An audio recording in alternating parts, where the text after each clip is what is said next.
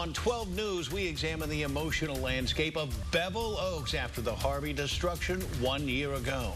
And a year after Harvey, hear how hard-hit school districts are getting help with school lunches. Plus, a man's body found in a Beaumont ditch. What we know about the man.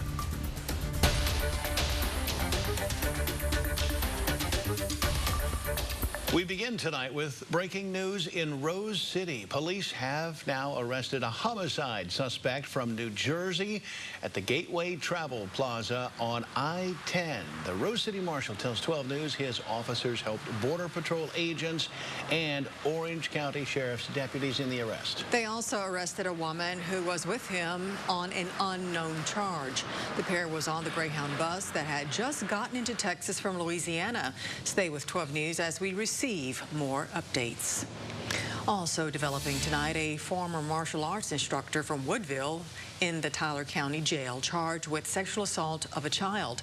Deputies arrested Troy Smith Jr. Tuesday after a former student came forward alleging abuse. Investigators say the alleged abuse happened while Smith was teaching at Grandmaster Smith's Academy of Martial Arts on South Magnolia in Woodville. Again, he is only charged at this time. He is locked up right now on a $150,000 bond.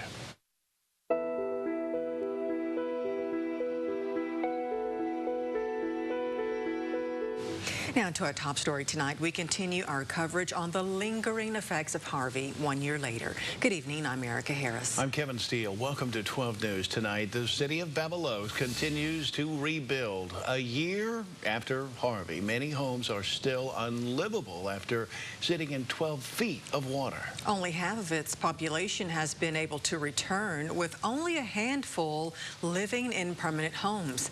It will take time for the community to get back to the way it was, but many are eager to see what Bevel Oaks will look like down the road. I'm believing that it's going to be, like I say, a brand new place to live, and lots of kids running around and lots of joy, and just more of what it used to be.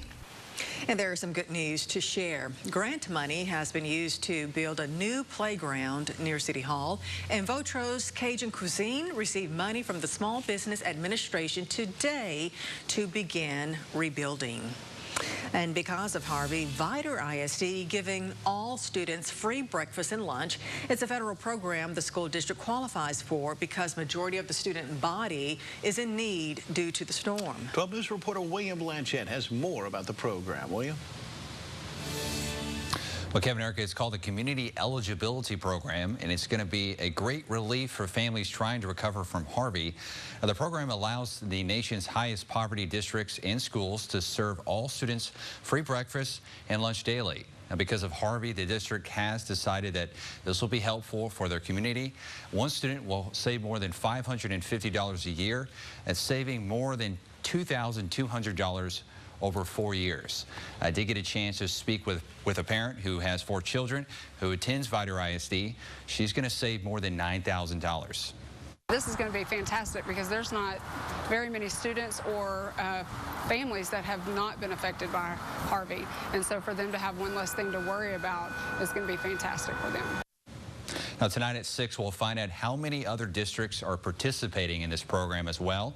Also, I got a chance to speak to a young student who says the savings will help his family that were affected by Harvey buy a new home. In the studio, William Blanchett, 12 News. Thanks, William. Today, a huge check was presented to Hardin Jefferson ISD schools for Harvey recovery. Entergy gave the district $18,000 to help with storm-related expenses. The money will help replace the supplies lost during the storm. The presentation happened this afternoon at Henderson Middle School. And we were off to a wet start today. Just how much more rain is on the way? Let's check in with Chief Meteorologist Patrick Vaughn, who has an answer on that. How much more? I think we're pretty much done for tonight. A couple of showers can't be ruled out, but taking a look at the next 7 days, boy, if you need rain, you're in good luck. I think we'll get a break of sorts coming up Thursday and especially Friday, but here it comes back in our labs Sunday, especially Monday and Tuesday, and then not this weekend, but next weekend too could be wet. So so it looks like the wet weather will stick around. We'll explain why in just a few minutes. Temperatures after a soggy start this morning have recovered into the mid to upper 80s. We are watching one shower that's moving generally off to the west north of Newton. Otherwise, our forecast this evening, just isolated showers, temperatures falling to 83 by 8 p.m. And we'll talk more about the tropics and your big Labor Day weekend forecast. Thank you so much, Patrick. A disturbing discovery in a Beaumont drainage ditch after a man's body is found in the water off Washington Boulevard and South 23rd Street near the Express Mart there. The body has now been identified as 46-year-old Bobby Hodge, who has a previous address in Lumberton. A passerby saw the body around 9 this morning and called the police. BPD says the body appeared to have been in the water for an extended period of time. Authorities are still investigating. No foul play reported at this time. Lines still stretch around the Arizona State House tonight as thousands gather to say goodbye to the late U.S. Senator John McCain. The first of 5 days of tributes and memorials to the war hero and political maverick. Here's a live look right now at the Arizona State Capitol, where there is a public viewing for McCain. Earlier today, in a private ceremony, the McCain family gathered with friends and colleagues at the State House. Following the ceremony, his wife, Cindy, pauses briefly and resting her cheek on his coffin. A powerful moment there, followed by all 7 of his children. That's Meghan McCain. Memorials and tributes will continue throughout until the weekend. McCain's body will be taken to Washington to Lyon State at the U.S. Capitol Rotunda, followed by a funeral at the National Cathedral later this week. He will be buried at the U.S. Naval Academy Cemetery. Now to those explosive allegations aimed at the head of the Roman Catholic Church. Allegations the Pope did not respond on the sex scandal. But today, Pope Francis speaking out for the very first time amid accusations, he turned a blind eye.